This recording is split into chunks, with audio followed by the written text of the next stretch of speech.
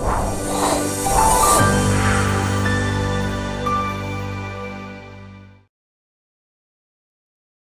again, everybody. I'm Jamie Allison. This is the Big Idea, Big Moves podcast. This is the destination for high performers. We talk to people from different niches, different genres, people who are doing really cool things in their space. So we've talked to CEOs, we talked to high performance athletes, we've talked to scientists, and then we've talked to just other people doing really cool things. And we always try to have some things that people can take away and apply to their own lives. And I know we'll be able to do that today, just before we jump into the really cool interview we have today.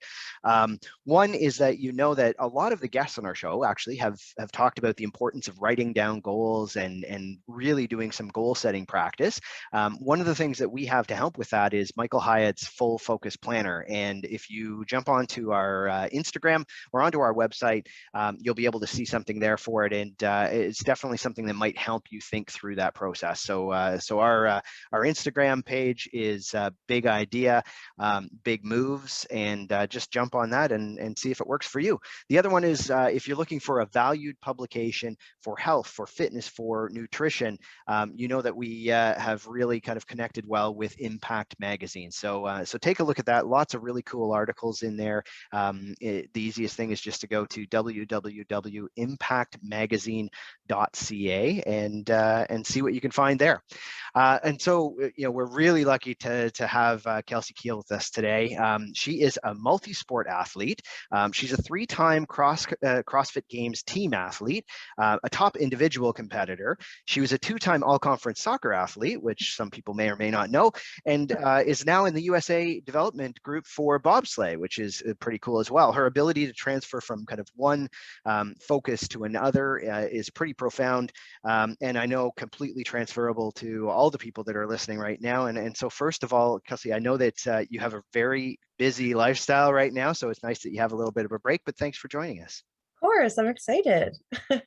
Yeah, well, maybe the first thing is that I know relatively recently you kind of did your first kind of full development camp and stuff with bobsleigh, and I just thought maybe how did that go from your end? I mean, you were paired with some really cool people at different times and learned from some really cool people. So how did that go for you? Yeah, well, the past, I guess it's been since probably September, my life has been a whirlwind. I feel like I spent a decent chunk of time at the Olympic Training Center in Lake Placid, New York, but other than that, I haven't been in one place for longer than probably 10 days since then. So my life has been like absolutely wild. Like you said, I kind of transitioned from CrossFit into this bobsled opportunity. I just decided to go for it and give it a try. And like you said, I went through it. I was kind of just thrown into the fire. We've said drinking from a fire hose, and it has been that way the last 6 months. But it has been the coolest experience learning the ins and outs of bobsled. I would say what you see if you have the Olympic channel and you're watching a bobsled race, that's about 10% of the sport. What I didn't realize, which I quickly did, is it is kind of like a grungy blue collar type of sport in the background. So it was awesome to be thrown in September. I was just brought out to team trials for the season. I mean, these are 3-time, 2-time Olympians out there that I'm trying to go against. Yeah, you get to kind of, yeah.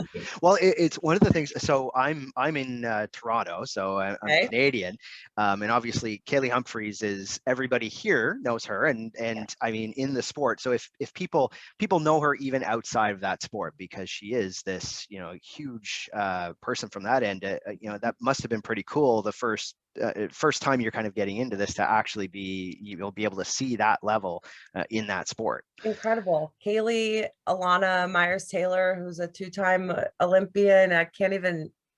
Someone was telling me the statistics about how many World Cup medals she's won.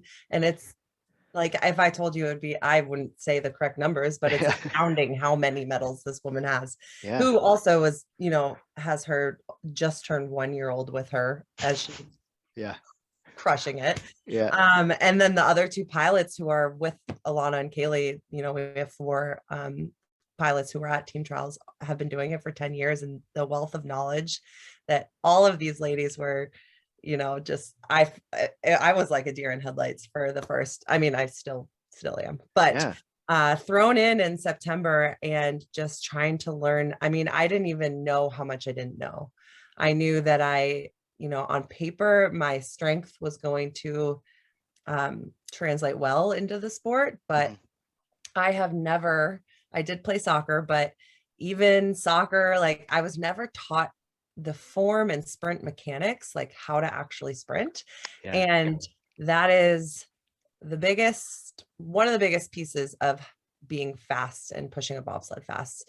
It's a little bit of a different focus than like true sprint training, like if you're trying to have a fast 100, but you need to know how to sprint and to hit the angles and to, you know, have all these things that I have literally never learned in my life. So it was eye-opening how much I didn't know in that regard. But also, like I mentioned, the kind of blue collar, like you're going to get your hands dirty. You're going to smell like oil and acetone, and you're going to learn how to like put on runners, sand runners. You're going to learn like the ins and outs of these sleds that that's probably the biggest part of the sport, is knowing how to take care of the sleds. Like you're, as a brakeman, which is my position in the sled, you're there to help your pilot because that's their baby. That's their, I mean, lots of money goes into these sleds, and you want to make sure that you're there, you're doing everything right, you're listening. I was like mentally tired after a day in the garage because you just need to know all the little things. And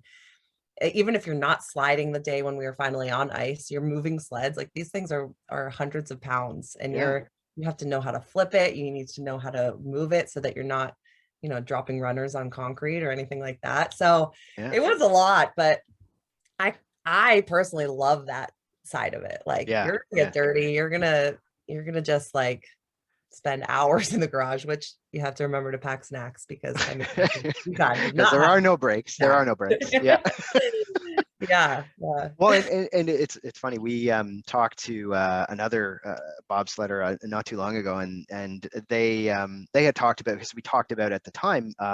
So Tia Toomey was also another person who had recently kind of went into that, and she had been on the show recently.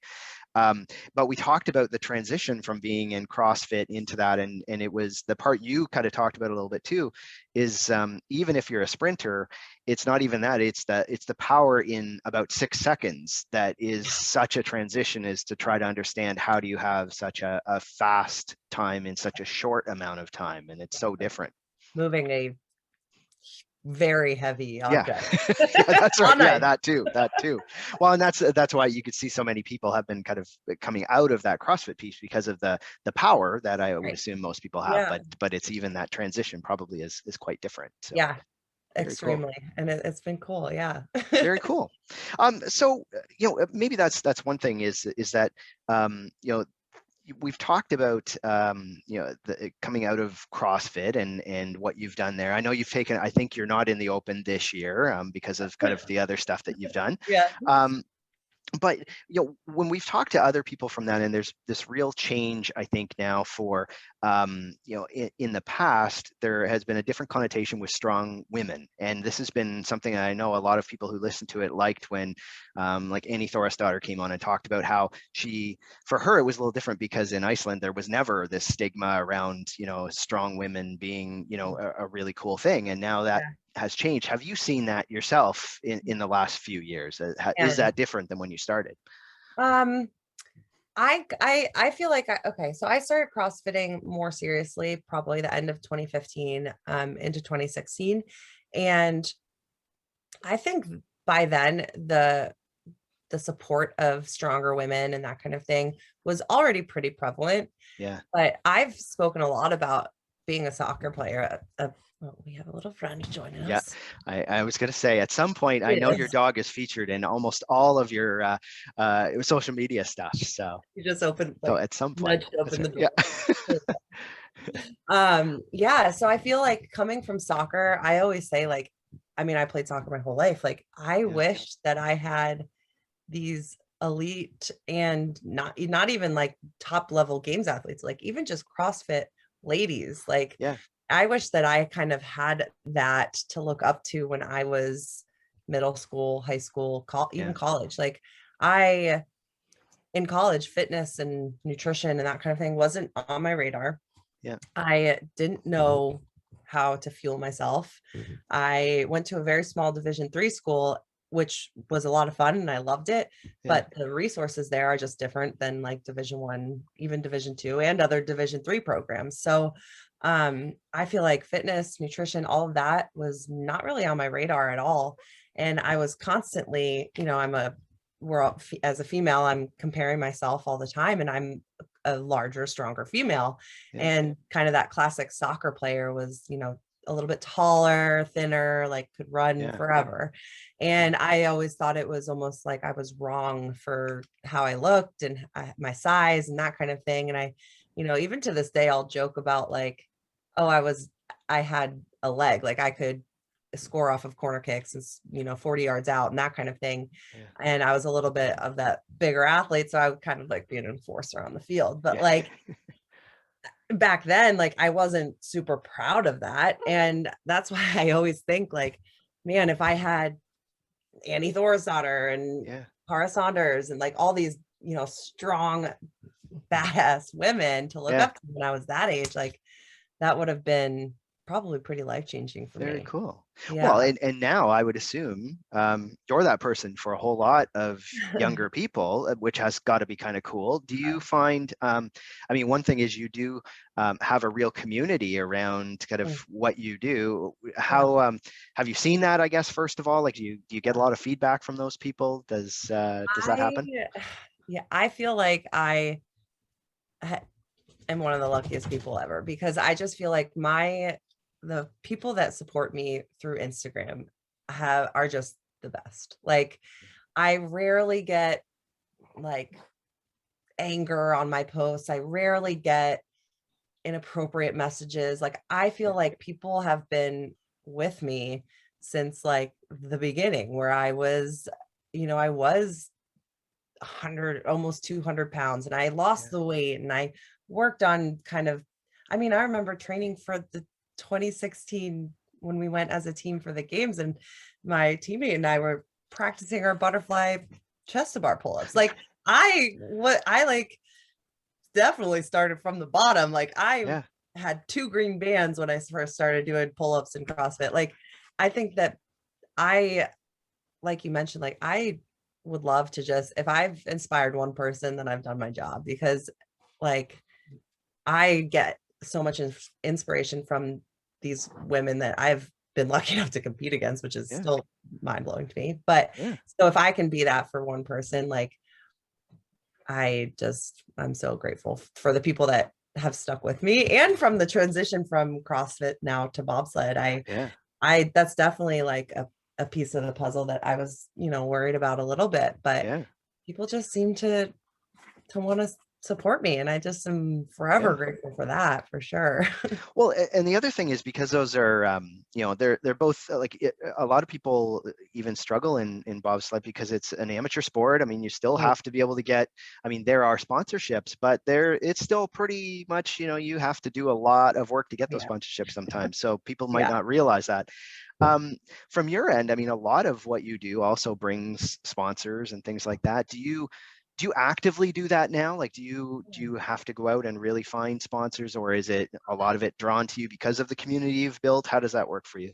Yeah. So the sponsorship thing was actually probably more of a source of anxiety for me with the switch of sports than Yeah. people supporting me. Like I was definitely nervous about some of my just sponsors, because majority of them are in the CrossFit space or the fitness space, and Yeah. bobsled's just like you said, like it's like a niche sport that's kind of like Yeah.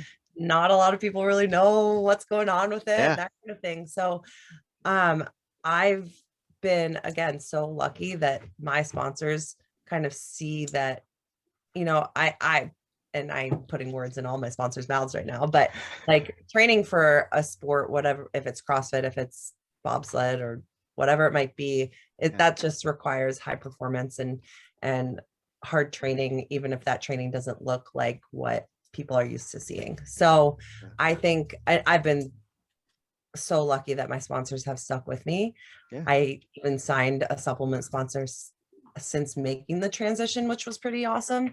And I, all my sponsorships pretty much have been because I've used the product too. So it's like, even if I'm not CrossFitting, I'm still wearing junk headbands or wearing my Fleo in my normal training, even if it doesn't look like your classic CrossFit. So I think that they see kind of the value in that as well. And I've just been like, that was a big thing that I was like, oh my gosh, are they going to support me in this transition? Well, it might be a completely new audience on top of that too, or an international audience that you're kind of getting to that might not have before. So that's kind of cool. So you mentioned a high performance training and how, it might look different.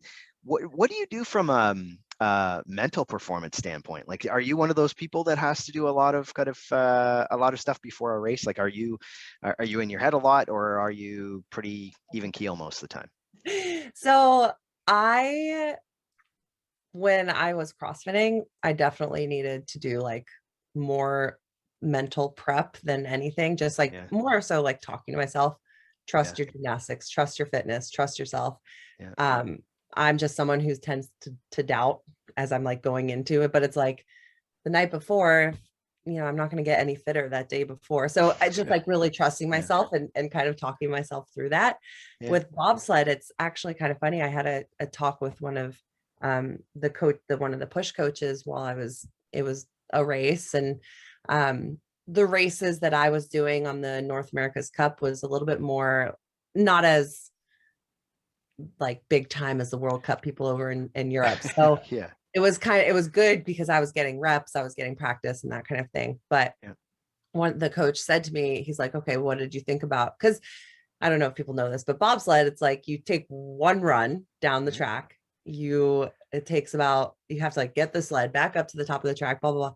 And then you get one more. So it's almost like you get 2 reps in a day to practice. And it's like, you have to kind of, that's where that whole thing comes in. But I told him what I was thinking about. And he's like, okay, what I want you to do this time is just turn your brain off. Just do what you can do, blah, blah. And it was so much better. And I'm like, okay, I guess in bobsled, I have to trust my fitness or trust myself in that as well. So I'm someone who I know that like when I'm training, I want to work as hard as I can so that when it comes to race day, I can work on just kind of calming my nerves and, taking those deep breaths and really just reminding myself to trust the work that I've put in prior. And any high performance athlete, but also people that are just performing at a high level, whether they're CEOs or whether they're whatever they are, there has to be a certain level of like grit and resiliency that you would have and that those people would have. Assuming that's the case for you, where does that come from for you? Like, is it pretty innate for you? Is it something you had to learn over time, or is there maybe somebody that impacted that for you? That is a great question.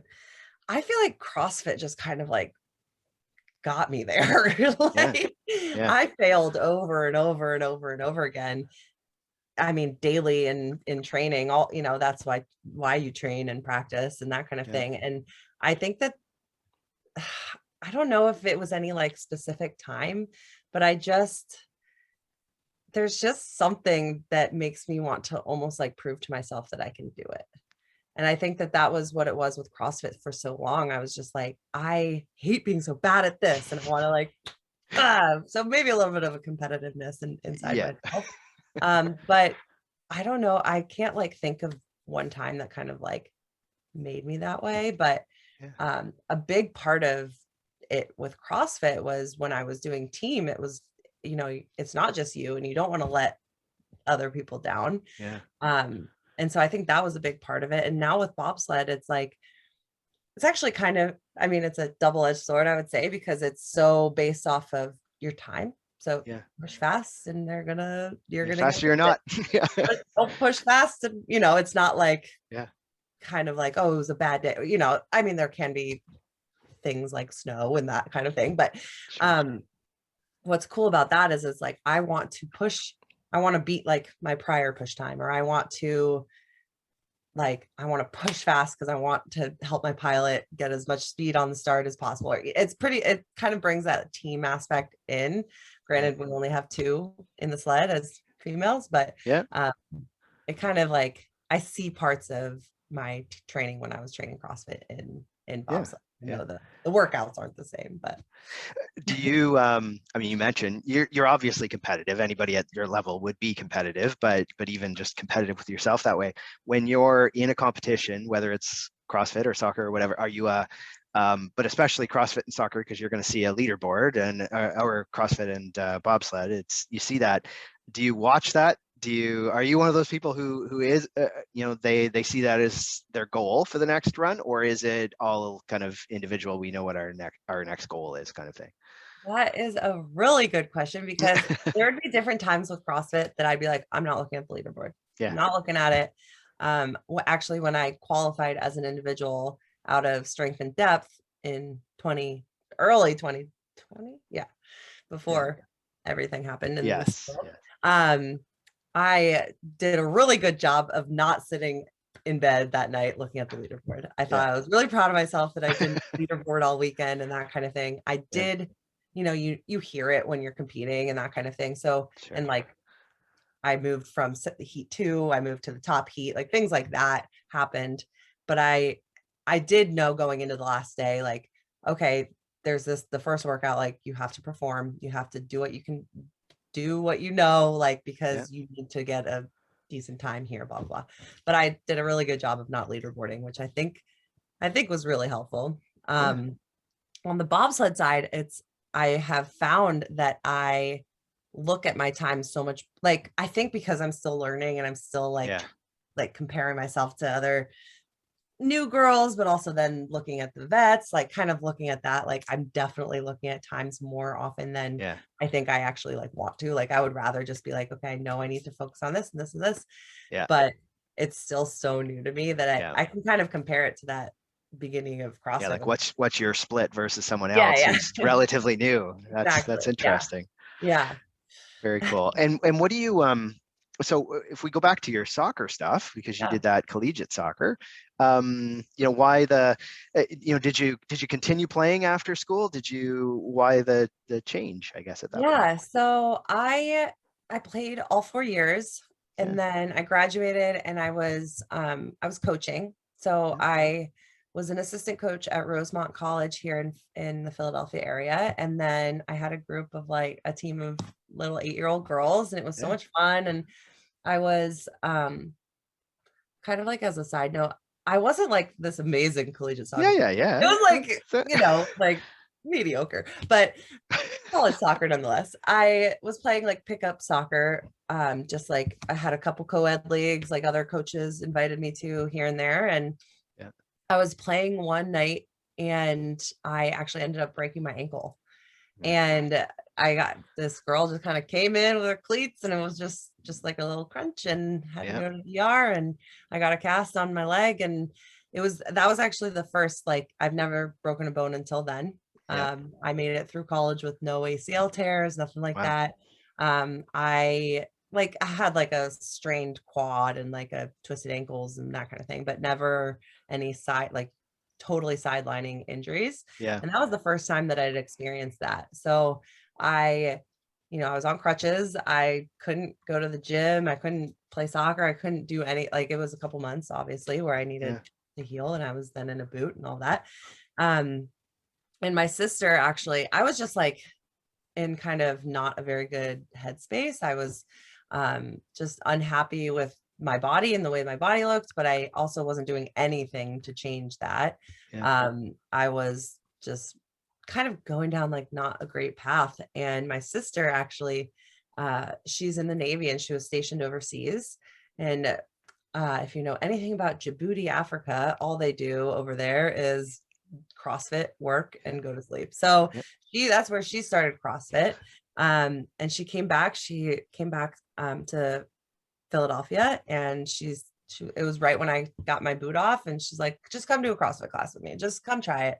And I had just been like, I'm never going to do CrossFit. Never. Like, one of my girlfriends in high school, when I was off in college, she was doing it. And we'd just be like, CrossFit, like whatever. And I was like, fine, I'll go. And I went, and the first workout that I did was Helen, running kettlebell swings and pull-ups. And I remember stopping on the 400-meter runs. I was dying. Yeah. 2 bands on the pull-ups, like light kettlebell. I was miserable. And I was so bad at it that I'm like, I gotta come back. I do it again. Because there's that competitive side. I was just like, Yeah. I hate that I'm so bad at this. My sister's like beating me. I'm like, this. And that's kind of how it all started. Wow, that's very cool because it's yeah, like and yeah, if you do a workout like that, that's a tough one to do in your first time doing a workout as well. They So were great about like scaling it, and I'm just yeah, over here like, I don't want to. My I don't want to, sister, but you me, had like, to. it's not even the end. So That's bad. funny. That's funny. Do you have somebody that is like kind of you'd see as a mentor or somebody that you've looked up to yourself through your career? That's interesting. Let's think about that. Like in the CrossFit or just It like can any. be not anything, anything. Huh. Um, I would say that it's ebbed and flowed of who that I kind of like look up to.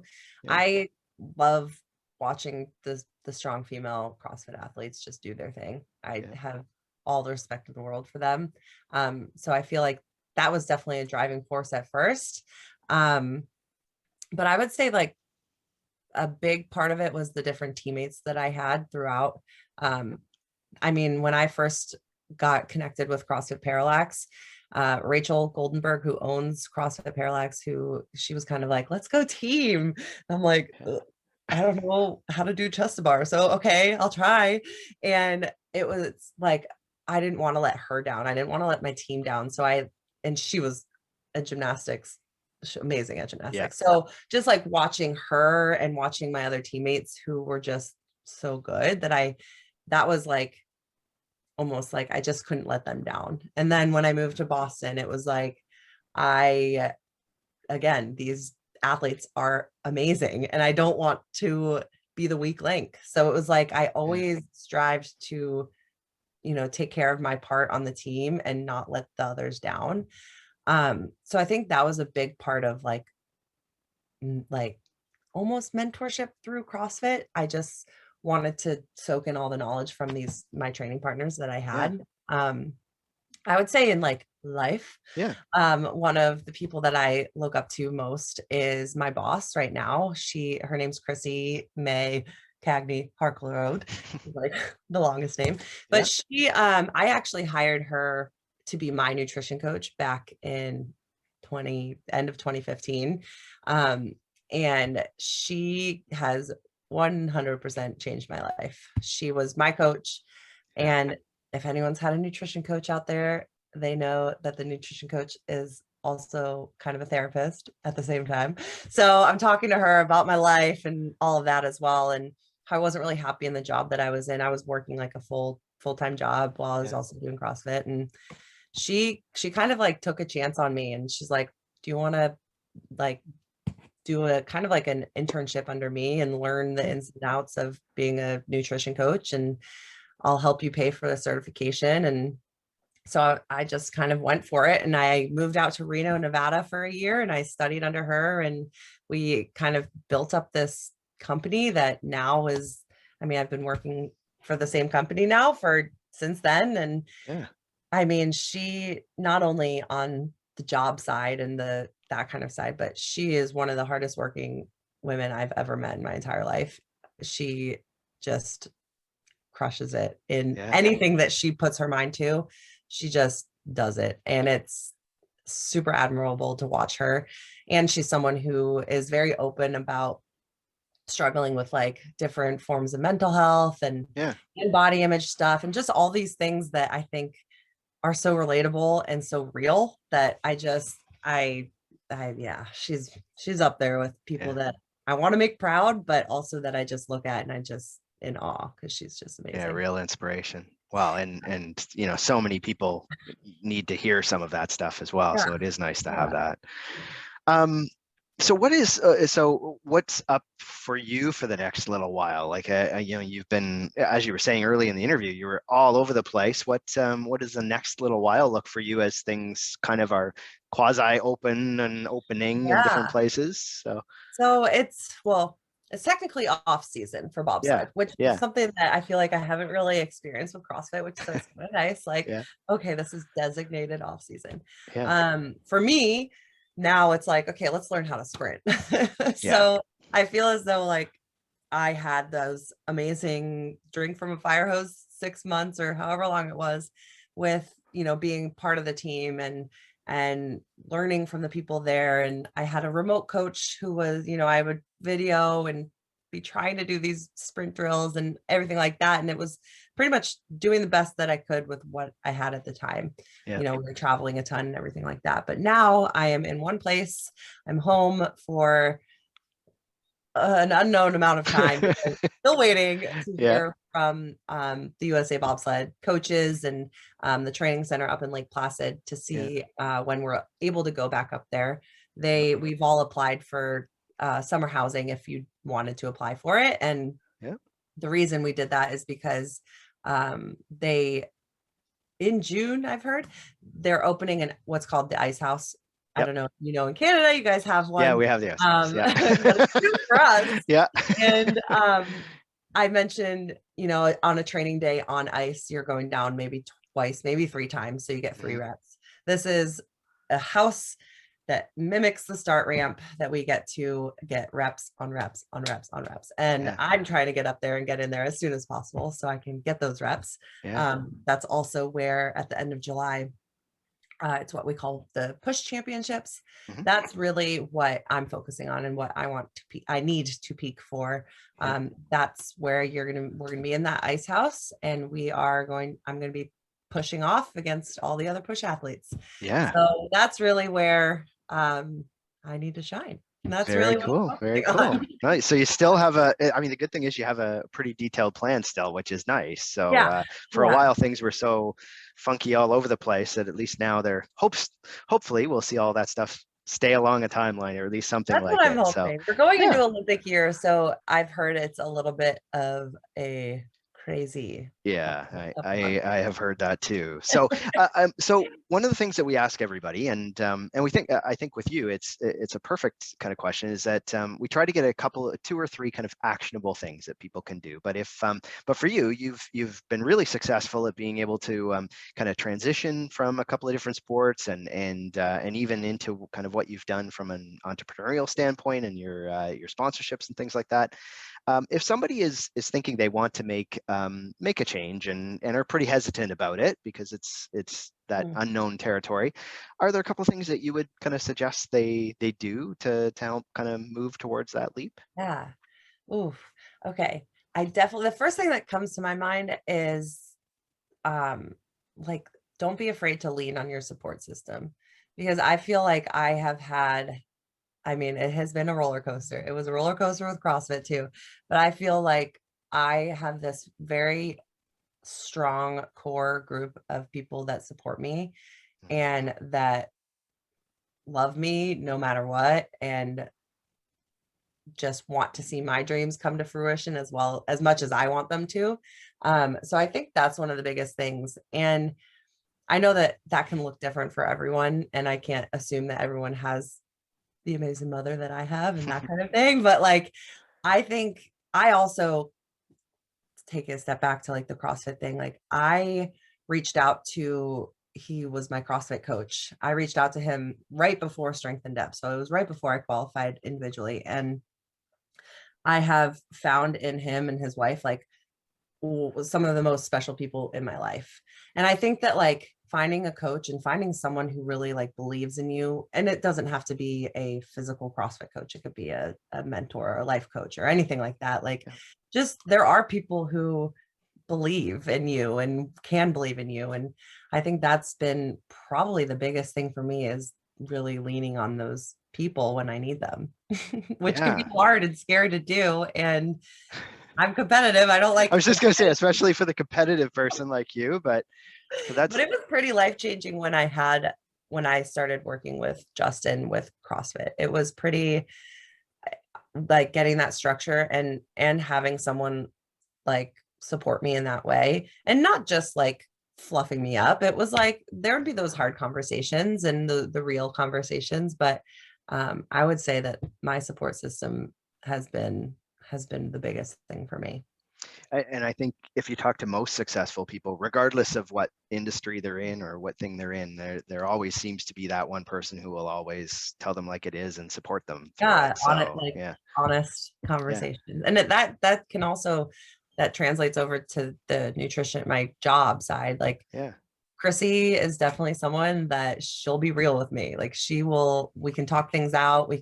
She's also, I begged her to also do my nutrition again a couple months ago. And yeah. so she's real with me, that's for sure. And I think that's really important, is just to have someone who will be honest and supportive. And one of the things that I constantly remind myself, and this is hard for anyone who, no matter what you do, whether it's CrossFit or bobsled or curling, I don't know, Yeah. but that's like what you do, it's not who you are. And that's been a big thing for me, is trying not to put too much, like, I think I'm going to go give every ounce I can to make the Olympic team this year. And if I don't, I'm not less of a human for it, which has been a really good reminder because we all put pressure on ourselves. Yeah. And I am the queen of putting probably way too much pressure on myself. But getting those reminders from the people in my life, like, hey, we're gonna love you no matter what. Like, if you're gonna be your best, then we'll support you, but we're gonna be here no matter what. And that's been pretty great. Yeah, I think that's great. The part about making sure you're more than whatever your specialty is, regardless of what it is, you're more than your job, you're more than whatever. So so what are some of the best ways, if people are trying to follow you and what you do, and anything from that end, what would those be, Kelsey? Yeah, I'm really active on my Instagram. That's my main thing. I don't think I do anything else really. It's so much. Instagram enough is like, and my Instagram is Kels Kiel. And then the job that I work for is Black Iron Nutrition. I actually recently started, I have a team of now like 5 coaches. We are specializing in performance nutrition. So people who want to increase their performance, whether that's CrossFit, running marathons, bobsled, whatever it might be, it's kind of a fun niche, because we get to kind of put away the scale and not worry so much about aesthetics, and really just focusing on how we feel and being fueled for performance, which I really love. Awesome. Well, we'll make sure that we put in the show notes both your link and the link to that as well. So so if people didn't have a chance to write it down, we'll make sure that it's in there. But again, thanks so much for taking the time. This was great. I know people are going to take away a lot of really cool stuff today. So I really appreciate you coming on. Absolutely. All right. Okay. And if you haven't subscribed to the podcast, make sure you do that now. So hit the button either on wherever you're listening or wherever you're watching. And we have great guests every week, just like Kelsey. So again, thank you very much. And we will talk again on Big Idea, Big Moves. Thanks, Kelsey.